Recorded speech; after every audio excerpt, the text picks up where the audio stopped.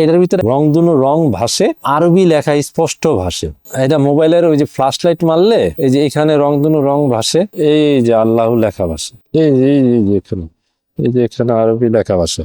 এটা আমি অফিস থেকে আমার বাইক দিয়ে আসতেছিলাম, পরে এটা অনেক আগে, প্রায় 4 বছরের ঘটনা বলতেছি। ওই সময় শিলাবৃষ্টি হয়েছিল, শিলাবৃষ্টি, আমি ওই বৃষ্টির ভিতরে আমি বাইক থেকে নাইমা ছাউনিতে দাঁড়াইছি, আরো লোকজন দাঁড়ানো ছিল। পরে বরফ, শিলাবৃষ্টির সময় বরফ পড়তেছিল, তো এরকম বরফের টুকরার মতন গোল পড়ছিল। পরে আমি বরফের টুকরা ভাইবা নিয়েছিলাম, নেওয়ার পর দেখি যে এটা বরফ না। পরে আমি আস্তে পকেটে রেখে দিচ্ছি, আকাশ থেকে বরফের টুকরা ভাইবা অন্যান্য বরফ নেওয়ার পরে এইটার থেকে আমার প্রথম যাত্রা শুরু। এগুলো আমি যখন খোঁজা শুরু করলাম, তখন আমার কাছে মনে হইলো যে এগুলা ডায়মন্ড এখন কোথায় পরীক্ষা করা যায়। এগুলা যেহেতু কাস্ট টাইপের, তখন আমার ভিতরে বিভিন্ন কৌতূহল জাগতো, যে মনে হচ্ছে যে এগুলা ডায়মন্ড হইতে পারে, রাফ ডায়মন্ড হইতে পারে, মানে বিভিন্ন মিলা যাইতেছে আর কি। তখন আমি বাংলাদেশ ভূতত্ত্ব অধিদপ্তরে গেলাম। ভূতত্ত্ব অধিদপ্তরে যাইয়া 26টা স্যাম্পল আমি অ্যাপ্লিকেশনের মাধ্যমে জমা দিলাম, যে এই পাথরগুলা কি, এগুলা আমার পরীক্ষা করে আমার সন্দেহ হচ্ছে, মানে এরকম লেখা দিলাম আর কি। ঠিক আছে, অ্যাপ্লিকেশনের মাধ্যমে 26টা জমা দিলাম। 1.5 মাস পরে আমার রেজাল্ট দিল যে আমরা যদিও সার্টিফিকেট দেই না, তো আপনার জন্য একটা সার্টিফিকেট বানাইছি আর কি, তো আপনি আইসা অমুক দিন এসে নিয়ে যান। 1.5 মাস পরে আমার সার্টিফিকেট দিছে 7 গ্রেড, 26টাই 7, 8 হইলো টোপাজ, 9 হইলো জিরকোনিয়াম অথবা ক্লোরিয়াম, আর 10 হইলো ডায়মন্ড, মানে 3 গ্রেড, ডায়মন্ডের 3 গ্রেড নিচে। খুঁজতে গেলে আমি বিভিন্ন রকম শিকারে, অনেকে জিজ্ঞেস করে ভাই কি খুঁজেন, ঠিক আছে, তখন আমি বলি যে ভাই ওই যে আমি অ্যাকুয়ারিয়ামে মাছ পালি, তো মাছের খাবারের জন্য ছোট ছোট পাথর খুঁজি। তো আমি আর বলি না যে কি, ঠিক আছে।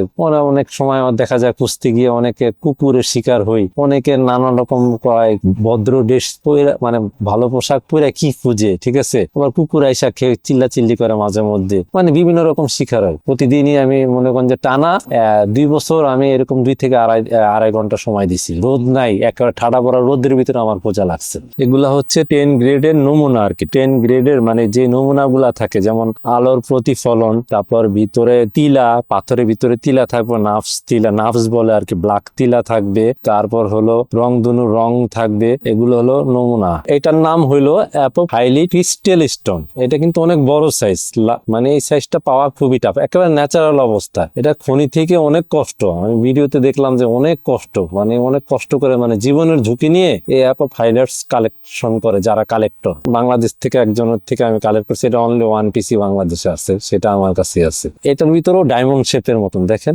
প্রত্যেকটা ক্রিস্টাল ডায়মন্ড বলে আর কি। তারপরে এই যে এইটা দেখেন ব্ল্যাকের ভিতরে নীল, মানে নীল একটা ডায়মন্ড শেপের মতন, কাচ মানে জমজ। তারপর এই যে এটা নেকলেস টাইপের, অনেক বাইরের দেশে এরা পাইলে এটা নেকলেস বানায় পড়তো। যে দেখেন এক সাইডে পুরা কাচ, এটাও ক্রিস্টাল স্টোন, আর এক সাইডে অ্যাপোফাইলেট ক্রিস্টাল বাংলাদেশ।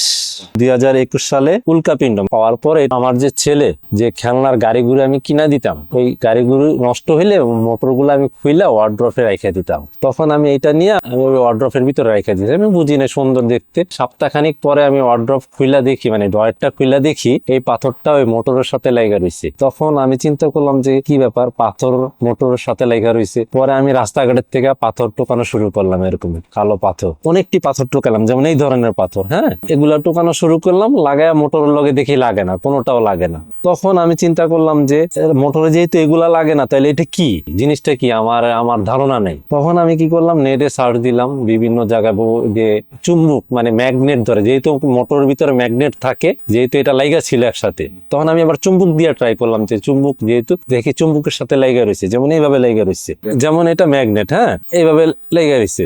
তখন আমি চিন্তা করলাম যে এটা কি হইতে পারে, আসলে ব্যাপারটা তো মানে আমার ধারণা নেই। তখন আমি নেটে, যেহেতু নেট প্রযুক্তির যুগ, ঠিক আছে, তখন আমি সার্চ দিলাম বিভিন্ন ওয়েতে, সার্চ দিয়ে দেখলাম যে কোন পাথরটা চুম্বকে ধরে। পরে এবং বিভিন্ন ভাবে সার্চ দিয়ে দেখি যে আসছে অনেক চুম্বক ধরে, অনেক মানে ম্যাগনেটিক স্টোন আসছে, পাথর আসছে। আসার পর দেখি যে এগুলা সব মিটোরাইট, ইংরেজিতে বলে মিটোরাইট, বাংলায় বলে উল্কাপিণ্ড। তখন আমি ওই যেখান থেকে আমি প্রথমে এটা পাওয়ার পরে ওই যেখান থেকে আমি পাইলাম, তখন সেখানে আমি আবার গেলাম, আবার যেয়ে মোটামুটি খুঁজতে খুঁজতে প্রত্যেকটাই দেখি যে ম্যাগনেট ধরে, যেই কটাই পাইছি যে যে দেখতেছেন এগুলা সবই ম্যাগনেট ধরে। এগুলা এক একটা এক এক স্টাইলে আকাশ থেকে যখন পরে, আসলে পরে বুঝতে পারলাম যে আকাশ থেকে যখন পরে একই কোয়ালিটির পরে না, বিভিন্ন আকাশ থেকে বিভিন্ন রকম স্টাইলের পরে এটা নিয়ে তথ্য নিলাম যে এটা আসলে একটা সময় যখন পরে আকাশ থেকে যেগুলা ছাই হয়ে যায়, পড়তে পড়তে আমরা আগুনের দলা দেখি না, এরকম আগুনের দলার মতন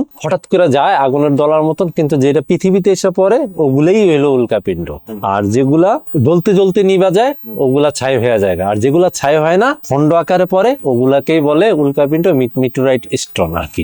যখন এটা আমি পাইলাম যে তখন আমার শখ জাগলো যে যেহেতু এটা পাইছি মিটেরাইট, এটা আন্তর্জাতিক ইন্টারন্যাশনালে খুব ভ্যালু। তারপর মিউজিয়ামে দেখলাম যে এগুলা খুব সুন্দর করে সাজায় মানুষজন, ভৌগোলিক সাবজেক্ট। পরে ঘাটাঘাটি করে দেখলাম যে এটা ভৌগোলিক সাবজেক্ট, মানে মহাকাশের বিষয় আইসা পড়ছে। তখন আমার আগ্রহ জাগার পর আমি এখান থেকে যা ছিল সংগ্রহ করছি। সংগ্রহ করার পর এরপরের থেকে একটা যখন সংগ্রহ হয়েছে, এরপরের থেকে আমার এই সংগ্রহ শুরু। সামনে আমার চিন্তা ভাবনা যে আমার যে কালেকশন আছে মোটামুটি আল্লাহর রহমতে, যে প্রাকৃতিক যে কালেকশন গুলো আছে সেগুলা আমার চিন্তা ভাবনা আমি যার কাছে হ্যান্ড ওভার হবে, কারো না কারো কাছে হবে। এগুলো আমি চাচ্ছি যে ভবিষ্যৎ প্রজন্ম যারা যে ভূতাত্ত্বিক সাবজেক্ট যেটা খনিজ সম্পদ বিষয়ক যে সাবজেক্ট গুলা যারা পড়াশোনা করে তারা যাতে ধইরা দেখতে পারে, বাস্তবে প্র্যাকটিক্যালি দেখতে পারে, এটাই আমার চিন্তা ভাবনা।